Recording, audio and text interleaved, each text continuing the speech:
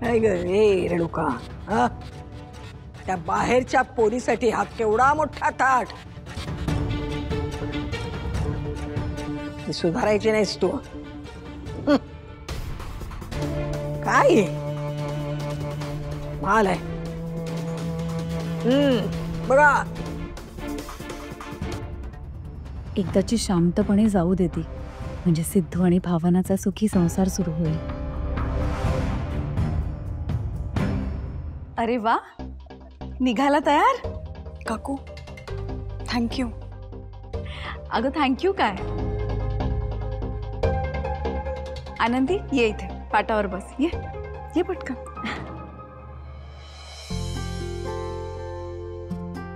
बरं आता ऐक, बोर्डिंगला जाणारच ना आता, तिथे छान राहा, भरपूर अभ्यास कर आणि मस्ती नाही करायची. औक्षण करते.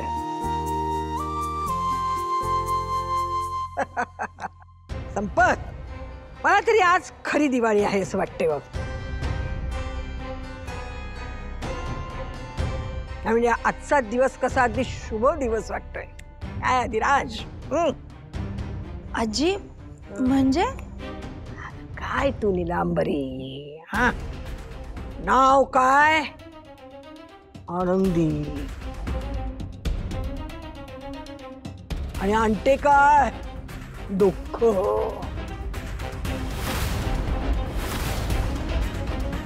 आणि मग ही दुःखाची अवकळा निघाले ना आता घरातून. म्हणून आजचा दिवस कसा अगदी शुभ.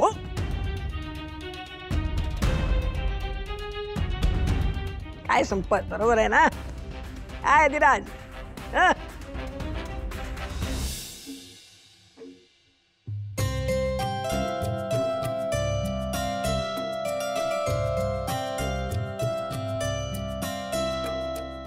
काय निघायची वेळ झाली की नाही, की अजून काही बाकी आहे? हो हो हो, झाली आहे निघायची वेळ, निघतोच आहे. नीलांबरी धीर धर ग बाई. सिद्धू, तू चाललायस ना सोडायला सिद्धू? हो दादा. आणि नंतर पुढे? पुढे काही नाही, म्हणजे भावना पण येते माझ्यासोबत. मग आम्ही तिच्या घरी जाऊ, मी तिला ड्रॉप करेन आणि मग मी जयंतला जरा भेटायला चाललोय. बाकी असं काही नाही. असं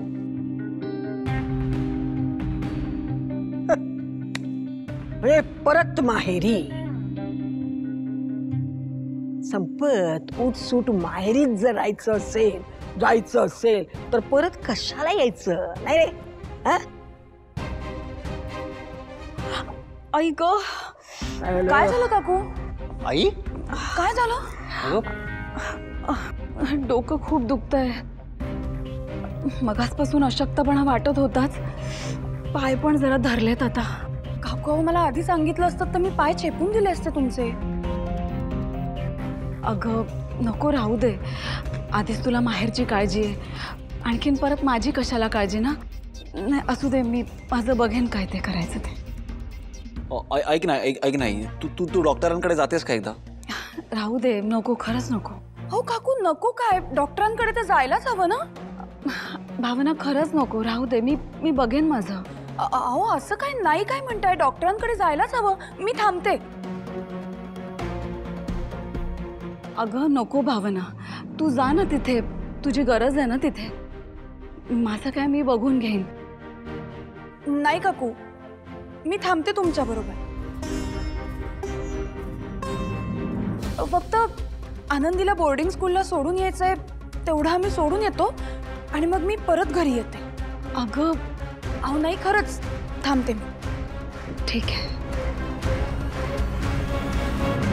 मनाने चांगलीच आहे माझी सून, फक्त इथे जेवढी जास्त राहील तेवढीच संसारात रमेल. निघायचंय ना? हो अगं बाई, निघतोय. आनंदी चल. एक मिनिट. काय झालं? अरे असं नसतं करायचं.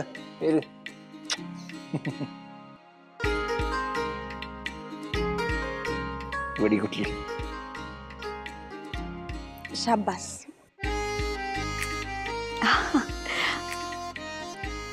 जपून राहा हा.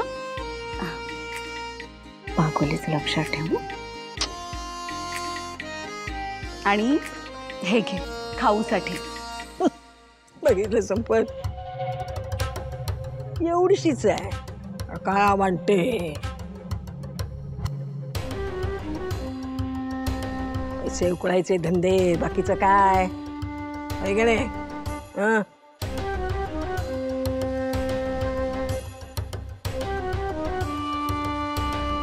हं? ए, ठीक आहे.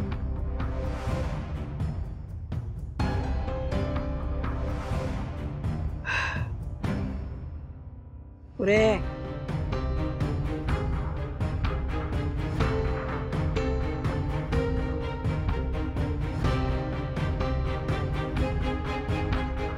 Good good.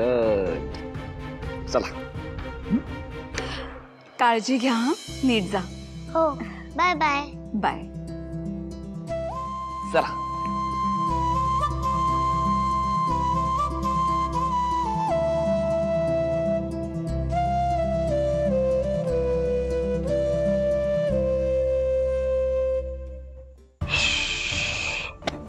सुटलो बाबा एकदाच. अशीच एक दिवस ती सिद्धूची बायको या घरातून निघून जायला पाहिजे बघ. संपत.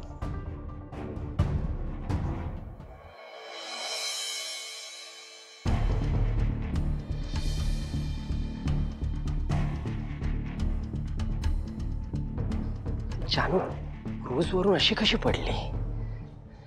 जयंत होता ना तिच्या बरोबर, त्याने सावरलं कसं नाही तिला? आणि मुळात जयंत असताना ती सेफ का नव्हती? कोणीतरी ना हे प्रश्न जयंतला विचारले पाहिजेत. आणि कोणी नाही तर मी विचारेन. जानूचा बेस्ट फ्रेंड म्हणून जयंतची जाब विचारू शकतो. विश्वा थांब ना. काय? ए माझ्या समोर हे असे काय वगैरे असे इरिटेटिंग चेहरे करू नकोस. मी तुला अतिशय इंटरेस्टिंग गोष्ट सांगायला आले. बोल पटकन. आपल्या घरात एक नवी व्यक्ती राहायला आली.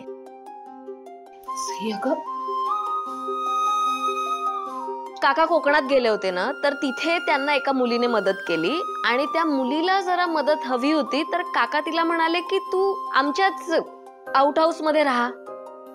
त्यामुळे ती आता तिथे राहतीये. तेच तुला सांगायचं होतं, तिथे कोणी राहत नाही येणारी सध्या, म्हणजे रिकामच आहे. त्यामुळे तिथे एक दिवा लावून घ्यायचा आणि थोडंसं काम करावं लागेल. म्हणजे थोडी डागडुजी केली ना की सगळं व्यवस्थित होईल. ते नळ पण गळतोय ना. सांगते तेवढं करून घेशील का रे बाळा? आई आता ही सगळी कामं मी करणं अपेक्षित आहे का?